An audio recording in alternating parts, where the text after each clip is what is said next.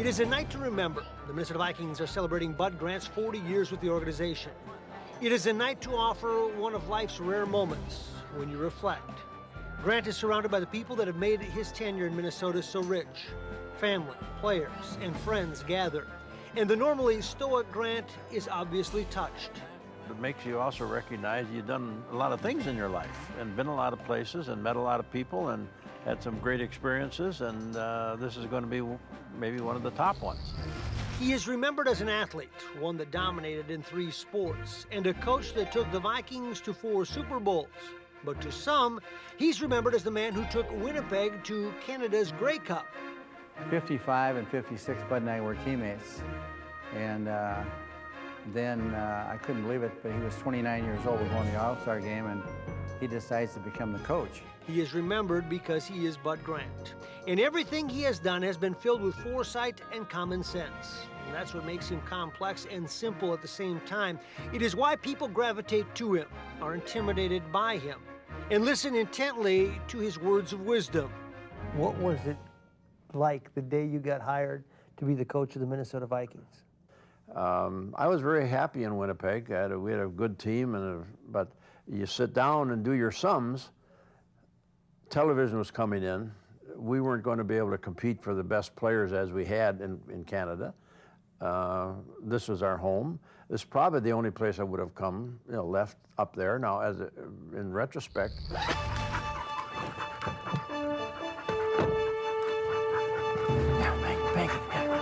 and he is remembered for his love of the outdoors. Spend time with Grant in a field waiting for geese, and you understand, you're hunting with someone who has studied the field and made it part science. But he's also stopped to make sure he enjoys these precious moments. Do you still get the same rush when you see ducks or geese coming towards the decoys? You never lose that. You never lose that. The other thing, you don't want to be too good a shot, because you always want to be thrilled when you get something. Anywhere outdoors is where he feels comfortable, and it doesn't much matter if he's with someone or all alone. He is forever fascinated by nature's seemingly perfect order, one where somehow things just make sense. It's great to be alive. It's great, and I think that if you talk to a bird watcher or anybody that does anything in the outdoors, I don't care if you're sailboats or trout fishermen or anything that you do outdoors. It's a feeling, whether you're a camper or canoer, it's just an exhilaration, not bubbling over, but just a great calming feeling. You're a part of nature. You're a part of being in this environment. One of the first things he asked me if I'd take him hunting in Nebraska And Grant offers a theory that he spent so much time in his early years coaching football that he's been denied the opportunity to look over decoys, to listen for wings, to be where his heart seems to live almost all the time.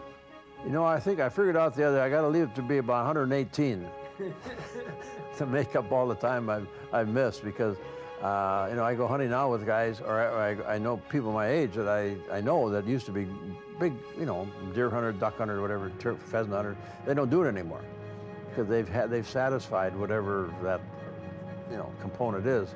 But I haven't done that yet. I haven't reached that point. I still look forward to getting out and doing. Former players gather at a local restaurant. They're talking about a number of topics. But ultimately, the conversation always turns to football, and at some point, it always turns to their head coach, Bud Grant. Well, you know how competitive Bud Grant is, and he wants to win no matter what, and that's racquetball, or it's football, or it's cards. And actually, it was, we'd flown down with a mutual friend of ours to go quail hunting, and coming back, we were playing on the airplane, we were playing gin. It was actually gin. And when we landed, I had Bud down just a few dollars, but to Bud, that's big, the way he is. And so we're sitting on the tarmac at the airport, and he would not let me get out of the airplane until we played 2 more hands of gin because he wanted to get even. Bud Grant, to me, represents common sense. I mean, he, one of the things that really impressed me about him, he didn't have a lot to say, but you knew what he wanted out of you. You know, he could do it with a look. That represents a great time in Minnesota sports when the people wearing purple won and won consistently with a leader that was the epitome of leadership. He has that patient, common sense, disciplined approach to everything. As a player, he liked guys, one, that wouldn't make mistakes, and other guys, the same guy that would make big plays, and that's how he kind of evaluated players. He didn't really put you in a box. It's a new luncheon honoring Grant's longtime assistant, Jerry Burns. The talk is Vikings, so the conversation turns to Bud Grant. He's a hunter, fisherman. I think I'm a golfer. I'm not, but I think I'm a golfer. So from that standpoint, we don't have any coordination. Socially, we don't, but I mean, our relationship has been very good.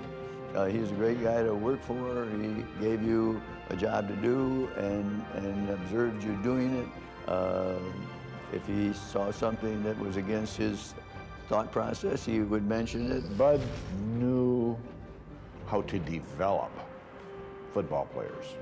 He knew how to develop the team. A lot of times it's not the best athletes. It's how those athletes play together. And Bud was a master at it. His eyes were everywhere. He was no matter where it was, his eyes were there. He'd just look at you and you go, oh my gosh, I'm out of here. I'm gone. His effect on people is not that he forged into their lives, but they were drawn to watching him and learning from him as they move forward. And I just loved him. You know, I just loved being around him and listening to him and hearing the stories and quizzing him. And he always gave me time. You know, he was kind of unapproachable for a lot of people, but. Bud Grant, unbelievable person. Never made a very important decision without talking to him. We spent so much time together during the 4 years he was in college. And to this day we spend time. You know how close we are. The other part of Bud Grant revolves around family. 6 children and 20 grandchildren. One is the coach at Eden Prairie. And it is Mike who understands Dad is a leader of football, but the family has a different icon. And I believe, and I truly believe this, that if the children and the grandchildren that are sitting here have gone on to do great things, and they have and they will, it is only because of our head coach. Her handprint is on every one of us and everything we do. That decision to choose the right wife is what Grant terms a key to a happy life. The greatest ability a person can have is making decisions, and there are a lot of people who cannot make decisions. It is in those words that people find solutions, that he becomes a teacher even to the teachers. I think that Bud Grant is one of the great people that I've met in my lifetime. Not just from the standpoint of the respect that I have for him as a coach, but he's just a tremendously interesting guy to be around. And there's no one that I've enjoyed listening to. You know, I ask him a lot of questions. I have since the first time I met him about different aspects of coaching and dealing with players but just listening to him, I always learned something. And then my father was here. He was different than I was. He was a very gregarious guy. He'd stand up and he'd say, "The kid made it. He finally made it."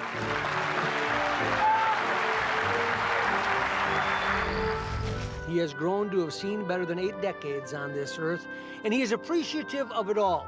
And on this night, it all comes together, so he can know how he affected people, and that affects him.